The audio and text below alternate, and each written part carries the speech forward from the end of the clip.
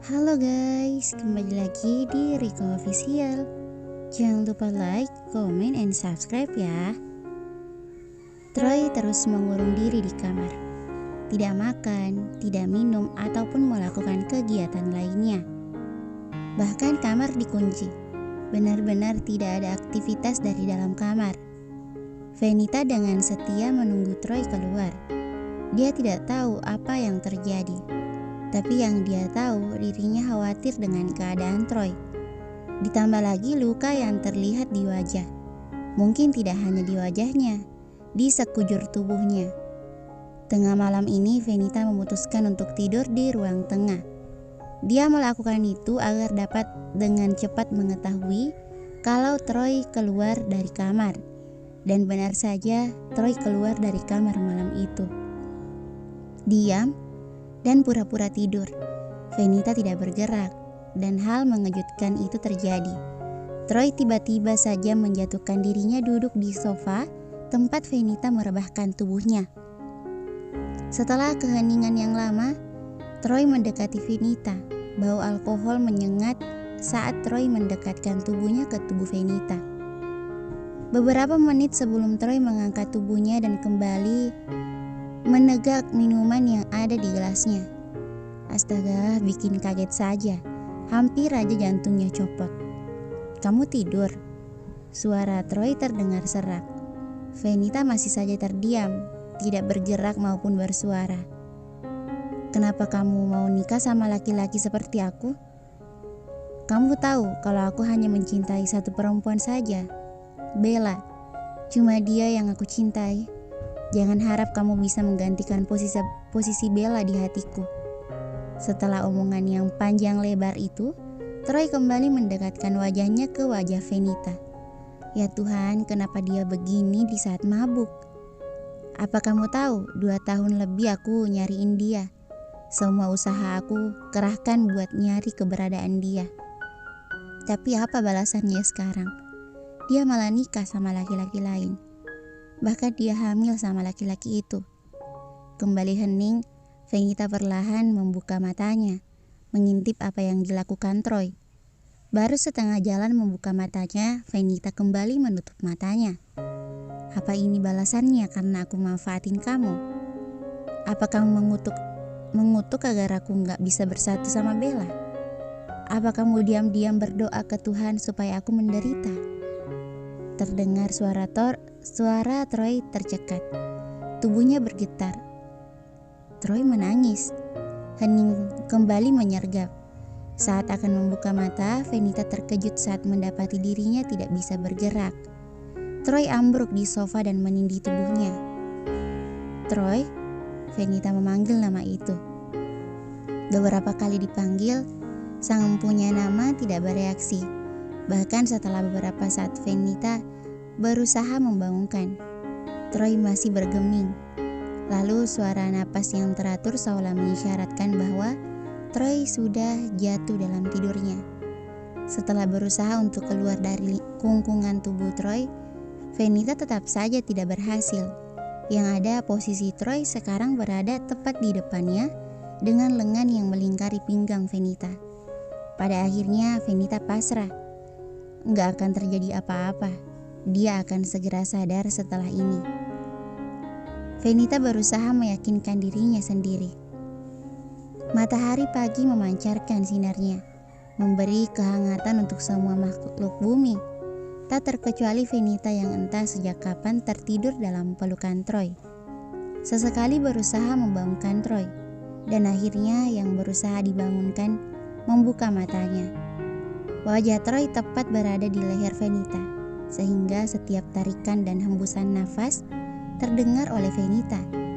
Tak hanya itu, Troy dengan jelas bisa mencium bau parfum Venita yang unik, pencampuran antara buah-buahan yang menyegarkan dan juga bau lembut yang menyegarkan. Sungguh menenangkan. Mendapati dirinya tidur di sofa bersama dengan Venita, Troy terkejut dan hampir jatuh. Untung saja Venita dengan sigap menarik Troy agar tidak terjatuh. Bisa dipastikan dia akan membentur meja kalau terjatuh. "Maaf, kata Troy sambil bangkit. Terlihat Venita bernapas lega setelah Troy meninggalkan tubuhnya.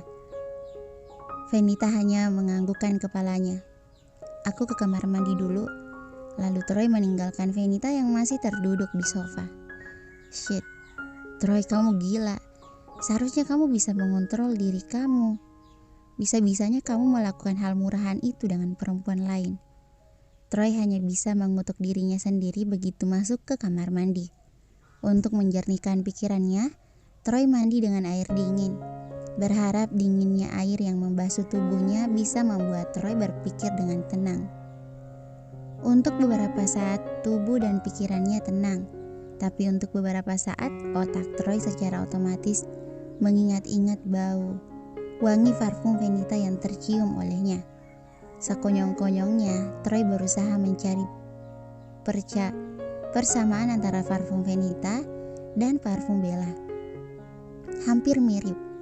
Begitu keluar kamar, Troy disambut dengan harumnya sarapan. Suara kerjuk perut tak dapat dihindarkan lagi. Ayo sarapan dulu. Terlihat Venita sedang menyajikan sarapan. Besarnya godaan dan semakin nyarinya suara perut Troy membuat dirinya mendekat ke arah meja makan. Di sana ada sup jagung kesukaannya dan omelet telur. Agak menyimpang, tapi Troy tidak keberatan menghabiskan sarapannya. Berapa hari dia tidak makan. Rasanya piring yang ada di hadapannya selalu kosong dengan cepat. Tanpa malu, dia meminta Venita untuk mengisi piring kosongnya. Lagi dan lagi. Akhirnya hanya tersisa kuah sup yang ada di mangkuk. Kemana sisanya? Sudah berjalan dengan rapi menuju perut Troy. Dia kini merasa kenyang dan sedikit bahagia. Iya, orang yang patah hati memang harus banyak makan, karena meratapi kisah cintanya yang memerlukan tenaga. Apalagi pura-pura bahagia.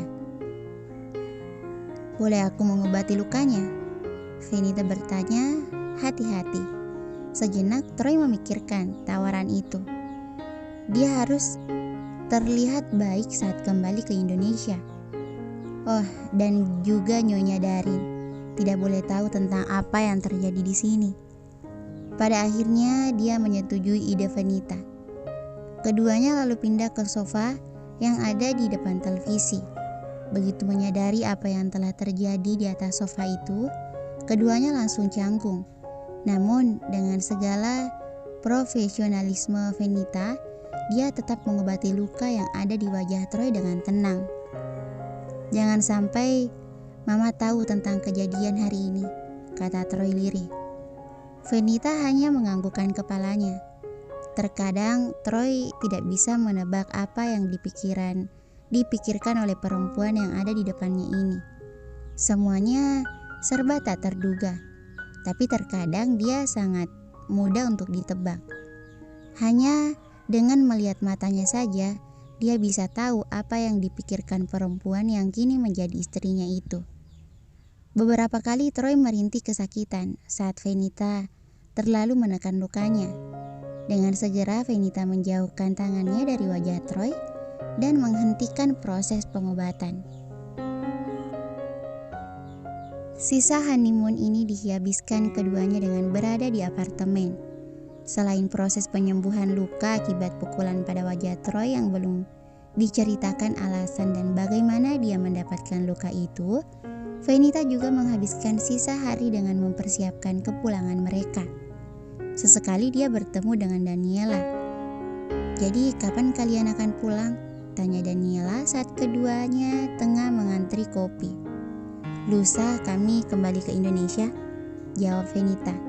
"Aku akan kangen suasana di sini. Kalau begitu seringlah berkunjung ke sini," ucapan Daniela terdengar seperti hasutan. Keduanya lalu melanjutkan perjalanan mereka untuk berbelanja oleh-oleh. Hari itu dihabiskan Venita dengan mencari buah tangan khas Inggris untuk keluarganya di panti asuhan, juga untuk sang mama mertua. "Aku gak tahu harus ngasih oleh-oleh apa untuk mama. Beliau sudah sering bepergian ke luar negeri. Kalau biasa saja tentu tidak akan menarik," Venita berkata dengan penuh frustasi. Itu memang fakta, mencari buah tangan untuk mama mertuanya memang sulit. Beliau sudah sering ke luar negeri, apalagi Inggris. Dan kabarnya beliau menghabiskan masa mudanya di negara Ratu Elizabeth ini untuk kuliah. Kalau hanya pernak-pernik, tentu beliau sudah memilikinya. Memang ada beberapa barang yang terlihat sangat unik, tapi barang-barang itu sangat mahal. Saat keputusasaan melanda, tiba-tiba saja mata Fenita tertuju kepada sebuah benda yang menarik perhatiannya. Sebuah miniatur pengawal kerajaan Inggris yang ternyata adalah sebuah air humidifier. Bentuknya sangat lucu dan kemungkinan akan berguna bagi mama mertuanya. Terlihat untuk memberikan, terlebih untuk kesehatan beliau. Lalu ide untuk memberikan Mama Vanessa benda itu sebagai oleh-oleh terlintas. Aku rasa ini oleh-oleh yang cocok buat Mama. Fenita mengambil benda itu dan langsung meminta untuk dibungkus. Perempuan manapun dan dimanapun di berbagai belahan dunia ternyata suka berbelanja. Fenita menghabiskan 6 jam hari itu untuk berbelanja. Saat kembali ke apartemen, baik dengan Fenita maupun tangan Daniela dipenuhi dengan tas-tas berisi oleh-oleh yang akan mereka berikan kepada kerabat terdekat. "Apa kamu buka just tip untuk liburan kali ini?" Pertanyaan Troy terdengar pedas. Kedua perempuan itu hanya saling pandang, lalu meninggalkan Troy untuk menaruh barang belanjaan mereka di kamar Fenita. "Terima kasih Daniela, aku benar-benar gak tahu 2 minggu ini akan jadi apa tanpamu," ucap Fenita tulus. "Bukan hal yang besar, Maam. Aku juga senang bisa membantu Anda." Keduanya lalu berpelukan. Sebelum meninggalkan apartemen, Daniela tak lupa berpamitan dengan Troy. Karena beliaulah Daniela bisa bertemu dengan Fenita yang sangat ramah dan menyenangkan. Dia tidak merasa menemani Fenita selama di Inggris sebagai pekerjaan. Dia sangat menikmati liburannya. "Terima kasih, Mr. Darin," ucap Daniela sebelum pergi. Saat ditemuinya Troy di ruang lain. "Ingat dengan kesepakatan kita sebelumnya." "Yes, sir," balas Daniela singkat. Lalu dia undur diri dari hadapan Troy yang sedang memunggunginya. Sepeninggalan Daniela, Troy merasa bahwa apa yang ada di dalam hatinya kian kelabu. Apalagi tujuan hidupnya sekarang setelah Bella menjadi milik orang lain. Bahkan kini dia lupa bagaimana rasanya bahagia. Sebelum makan malam, Fenita sudah menyiapkan barang-barang bawaannya. Totalnya ada 3 koper besar yang sekarang sudah terparkir di samping pintu kamarnya. Berbeda dengan Troy yang hanya membawa koper kecil untuk keperluan pribadinya. "Besok siang sebelum kita berangkat, kita akan menemui seseorang. Dia mengajak untuk makan siang bersama." Fenita hanya bisa menganggukkan kepalanya. Dia tidak biasa bercakap-cakap dengan suaminya itu, karena dia tahu Troy melakukan percakapan hanya untuk sopan santun dan menyampaikan hal penting. Selebihnya, Troy lebih memilih untuk mengunci mulutnya rapat-rapat. Tepat pukul 12.00 waktu setempat, Troy bersama Fenita telah sampai di sebuah restoran. Bagi Fenita ini adalah salah satu gaya hidup jet set yang mulai dia jalaninya dengan terpaksa maupun senang hati. Begitu memasuki restoran, Fenita ditakjubkan dengan penampilan restoran itu sendiri. Bila dilihat dari luar, restoran ini tampak biasa saja. Tapi saat memasukinya, kekaguman tak berujung menyergam. Lampu gantung yang megah dan tinggi berada di tengah ruangan. Catnya yang berwarna putih sangat serasi dengan tirai putih yang menjulang tinggi di setiap jendelanya. Bunga yang terletak di dalam ruangan menambah warna di ruangan itu. Tak hanya itu, pemandangan taman yang terlihat sangat menyejukkan mata. Benar-benar tempat yang cocok untuk menikmati waktu, pikir Fenita dengan penuh kekaguman. Dia sendiri merasa puas dengan dirinya sendiri yang tampil dengan sempurna. Paling tidak itu menurutnya. Entah sengaja atau tidak, Baju yang dia kenakan serasi dengan apa yang dikenakan Troy. Mereka sama-sama mengenakan pakaian berwarna biru navy. Mungkin terlalu berlebihan jika dia memuji dirinya sendiri, tapi berbeda bila Fenita memuji suaminya yang terlihat tampan dalam balutan jas mahalnya itu. Entah sejak kapan, Fenita selalu mencuri pandang saat melihat Troy mengenakan setelan kemeja yang pas di badannya. Terlebih saat Troy mengenakan setelan yang berwarna gelap. Aura yang memikat seketika menyedot perhatian Fenita. "Mr. Darin, selamat datang," ucap seseorang yang berjanji temu dengan Troy. Betapa kagetnya Fenita saat melihat siapa orang yang mereka temui. Tuan Mayer. Beberapa bulan menikah dengan Troy membuat Fenita tidak pernah menemui Tuan Mayer lagi di restoran tempatnya bekerja. "Selamat siang, saya harap kami tidak datang terlambat," ucap Troy membalas jabat tangan Tuan Mayer. "Jangan khawatir, ini bukan masalah." Dengan sopannya Tuan Mayer mempersilahkan keduanya duduk. Dan ini adalah, meski sudah pernah bertemu dan berbincang, Tuan Mayer tetap menanyakan perihal Fenita.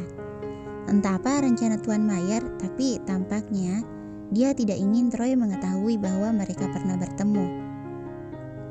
Maaf, saya belum mengenalkan kepada Anda. Ini istri saya, Fenita," jawab Troy tak kalah sopan. Ada dua wajah yang terkejut di meja itu.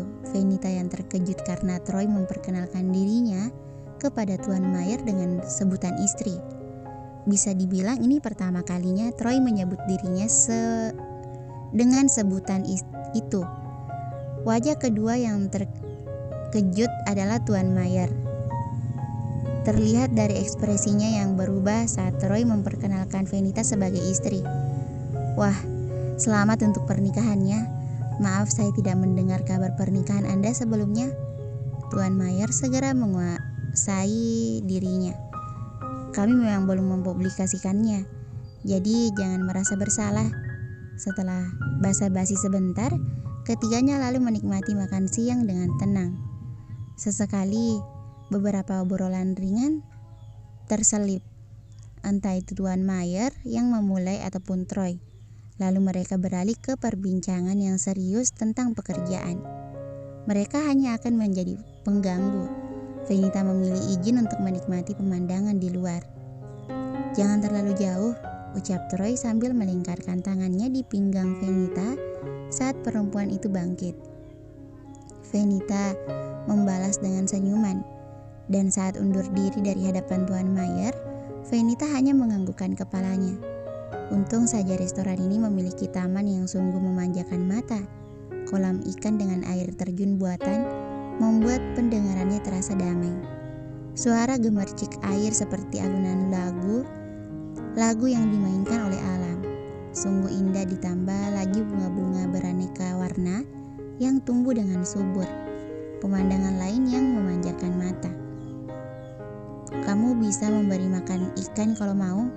Suara itu mengagetkan Fenita yang sedang tenggelam dalam pemikirannya. "Maaf, saya tidak menyadari kehadiran Anda, Sir," kata Fenita begitu melihat Tuan Mayer mendekat. "Clarissa, jangan begitu formal di hadapanku." "Maaf Sir, tapi nama saya masih sama, Fenita. Bagiku kamu selamanya Clarissa untukku," kata Tuan Mayer penuh percaya diri. "Apa yang kalian bicarakan?" tanya Troy yang mendekat. "Saya memberitahu Mrs. Darin bahwa dia boleh memberi makan ikannya," jawab Tuan Mayer dengan senyuman. Iya, aku lupa memberitahumu sayang, ini restoran milik Tuan Mayer, dan kolam ini adalah favorit beliau." "Anda masih saja mengingat hal itu?" Tampaknya Tuan Mayer malu. "Kolam ikan adalah favorit adikku. Dia bisa berlama-lama menikmati kolam ikan sambil memberinya makan. Tak heran dulu ikan di kolam kami gemuk-gemuk." Mendengar itu, ketiganya lalu tertawa ringan. Tapi ada sesuatu yang menarik perhatian Fenita. Saat Tuan Mayer menceritakan adiknya, dia menerawang jauh seolah berusaha melihat ekspresi seseorang. Membayangkan bagaimana orang yang diceritakan sedang menatap kolam dengan penuh perhatian. Seketika kepala Fenita terasa sakit. Namun dia hanya bisa menahannya.